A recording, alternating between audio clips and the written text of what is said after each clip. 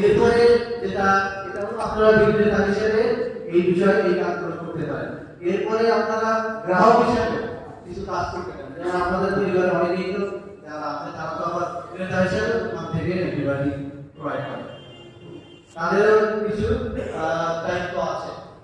যেমন বাড়িতে ধরেন অ্যান্টিবায়োটিক একটা পড়ে আছে, আগে খাওয়া হয়েছে পড়ে আছে, ওইটাই খাওয়া শুরু করছে, একটা জ্বর হয়েছে এগুলো অ্যান্টিবায়োটিক খাওয়া শুরু করছে, এটাও কিন্তু অ্যান্টিমাইক্রোবিয়াল রেজিস্ট্যান্সের একটা বড় কারণ, বা অ্যান্টিবায়োটিক রেজিস্ট্যান্সের একটা বড় কারণ। পুরো অ্যান্টিবায়োটিক আছে খাওয়া শুরু করে দিচ্ছে, হ্যাঁ, বা কোনো ডক্টরকে না দেখিয়ে অ্যান্টিবায়োটিক সেবন করছে।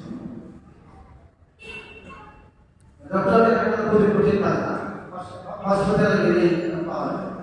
তো এই যে বা কোনো একটা বললো যে এটা খাও, হ্যাঁ, এই মানে অন্যজনের কোনো সে ডক্টর না বা তারা এরকম কোনো ব্যক্তির পরামর্শ মতো অ্যান্টিবায়োটিক খাওয়া শুরু করে। আর আপনারা গ্রামে যারা আছেন তাদের একটা বড় আমি নির্দেশনা দিয়ে যাচ্ছি বা আমাদের কাছে অনুরোধ যে আপনারা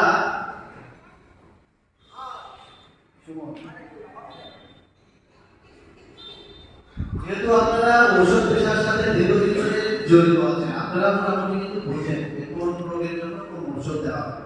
সবাই মোটামুটি বুঝেন না যে কোন রোগের জন্য কোন ঔষধ দেওয়া হয়, বা কোন উপসর্গ দেখলেই মোটামুটি বুঝতে পারেন যে হ্যাঁ এই স্যারেরা এই ওষুধ দেখে এগুলো খাওয়া উচিত।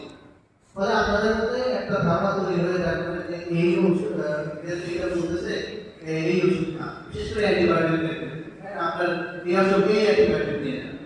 ফলে এই যে দোকানদাররা বা কেমিস্টরা আপনারাও কিন্তু অনেক সময় এই অ্যান্টিবায়োটিক রেজিস্ট্যান্সের ভূমিকা রাখেন অনেকেই, যে বলেন যে আমরা বুঝি এই এই অ্যান্টিবায়োটিক কাজ করবে না, সেটা না মানে আরো বিষয় আছে, ওই ডায়াগনোসিসের ব্যাপার আছে। তো এই কাজটা আপনাদের কাছে অনুরোধ আপনারা করবেন না, আপনারা রোগীকে উৎসাহিত করবেন না যে এই অ্যান্টিবায়োটিক খান, এই ওষুধ এই ওষুধ খাওয়া দরকার, এটা বুঝেন। এটা আপনারা আমাদের কাছে অনুরোধ এই কাজটা করবেন। তাহলে আমরা মনে করি যে এই বছরের যে স্লোগান যে act now, protect our present, secure our future, act নাও মানে এখনই আমরা কাজ শুরু করি, অ্যান্টিমাইক্রোবিয়াল রেজিস্ট্যান্স করতে হবে। এই যে আজকে যে কথাগুলো বললাম এগুলো আজকে থেকেই পালন করা শুরু করি।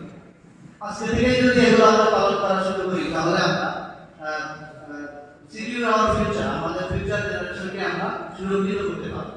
কারণ একটা সময় এমন সময় আসবে, এখন third generation fourth generation antibiotic already বাজারে ভরে গেছে।